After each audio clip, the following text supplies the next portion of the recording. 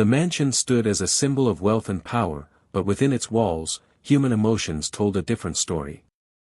Sarah, the proud wife of a millionaire, often carried herself with superiority, and on one particular morning, her pride turned into cruelty. Grace, the maid who had served the family with quiet dedication for years, became the target of Sarah's frustration. With a harsh grip, Sarah tore Grace's already worn uniform, and the ripping sound pierced the silence of the room. It wasn't just fabric that was torn, it was the dignity of a woman who had given her best without expecting recognition. The staff stood frozen, too afraid to move, while Grace kept her head lowered, her tears welling but unshed. She didn't argue or defend herself, she simply absorbed the humiliation in silence, as though she had long accepted her place at the bottom. At that moment, the house that gleamed with gold and marble felt cold and heavy, burdened by an act of cruelty that went beyond wealth and status. Unseen by Sarah, Mr. Williams, the millionaire, had walked in and witnessed everything. His eyes did not rest on the torn fabric but on the broken spirit of Grace.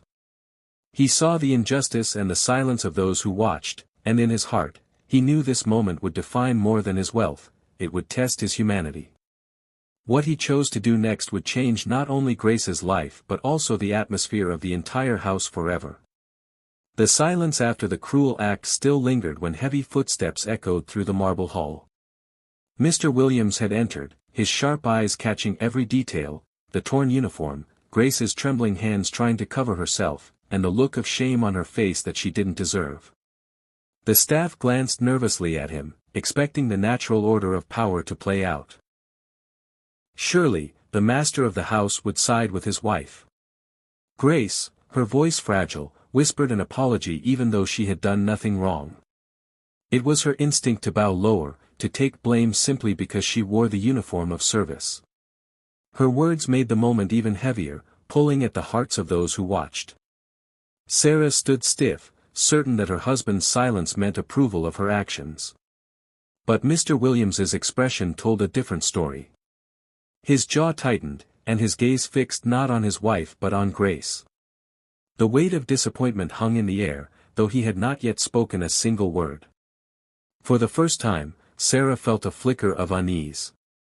The household staff clung to the hope that maybe, just maybe, the man of the house would see beyond status and wealth. The moment was fragile, like glass about to shatter, and everyone knew his next move would decide whether kindness or cruelty ruled within those walls. Mr.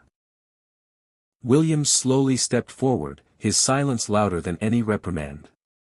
All eyes followed him as he moved toward Grace, who stood trembling, her torn uniform hanging loosely from her shoulders. Then, in a gesture no one expected, he removed his own expensive coat and gently placed it around her. The act sent a wave of shock through the entire room. Grace gasped softly, her hands clutching the coat as if it were a shield, not just from the cold air but from the humiliation she had just endured. His voice was calm, yet it carried the weight of truth. "No one in this house," he said, "deserves to be humiliated for serving with loyalty. Grace has given more to this family than pride or anger ever could." His words cut through the heavy silence, piercing the air with a rare kind of justice. The staff, who had been holding their breath, felt tears sting their eyes.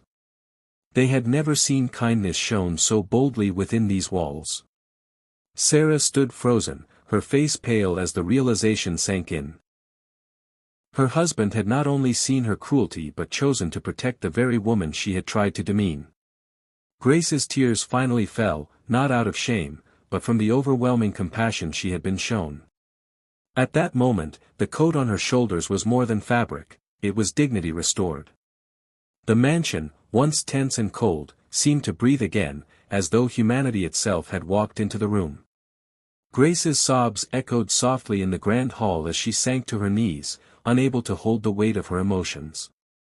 She wasn't crying because of the torn uniform anymore, she was crying because someone had finally seen her worth.